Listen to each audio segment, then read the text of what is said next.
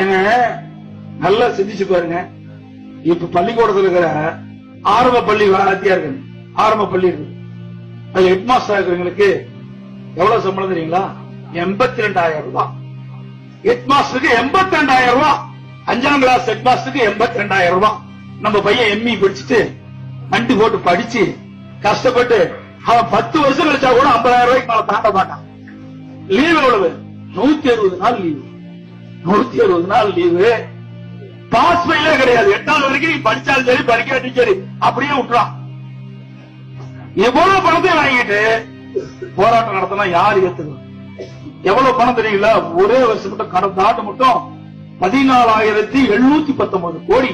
இவர்களுக்கு சம்பள உயரம் மட்டும் 14,719 கோடி. நம்ம தான் அரசு ஊழியர்களுக்கு மட்டும் சம்பள உயர்வு 7வது நிதிக்குழு பரிந்துரையின்படி நம்முடைய அரசு இவ்வளவு பணத்தை கொடுக்கும். இவ்வளவு பணத்தை வாங்கிட்டு போராட்டம் நடத்தினா எந்த விதத்துல சரியா? கடுமையான ஒரு 35,000 வாங்குறேன், 60,000 வாங்குறான். எங்க பிஎல்லாம் 60,000 வாங்கிட்டு 1,10,000 வாங்குறேன். எங்க கிரிதரன் சொன்னாரு, எங்க ஐயா எனக்கு 1,10,000 வருதுங்க, நான் நினைச்சே பாக்கலிக்கிறேன். 40,000 ரூபாய் அதிகம். இன்னும் என்னங்க கொடுக்கறது? எல்லா பணத்தையும் எங்களுக்கே கொடுத்துட்டா மக்களுக்கு எப்படி என்ன செய்ய முடியும்? அது மட்டும் இல்ல, இதெல்லாம் எதற்காக சொல்லினேன் சொன்னால், நீங்கள் புரிந்து கொண்டு மக்களுக்கு எடுத்து சொல்ல வேண்டும் என்பதற்காக சொல்லுகிறேன். அரசியல் வரவு செலவு திட்டத்தை நான் முதலமைச்சர் இருக்கிற காலத்துல சொல்றேன். 100 ரூபாய் இன்றைக்கு 100 ரூபாய் வருதுன்னு சொன்னா மத்திய அரசாங்கத்திலிருந்து நமக்கு 33% கொடுக்குறாங்க.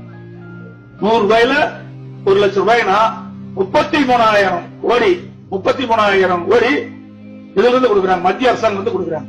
அது திட்டத்துக்கு தான் பயன்படுத்த முடியும், வேற எதுக்குமே எடுக்க முடியாது. மீறி 67% மாநில வருவாய் ஜிஎஸ்டி இருக்குது. நமக்கு பாதி அவங்களுக்கு பாதி. அந்த பாதியிலிருந்து நமக்கு கிடைக்கும்.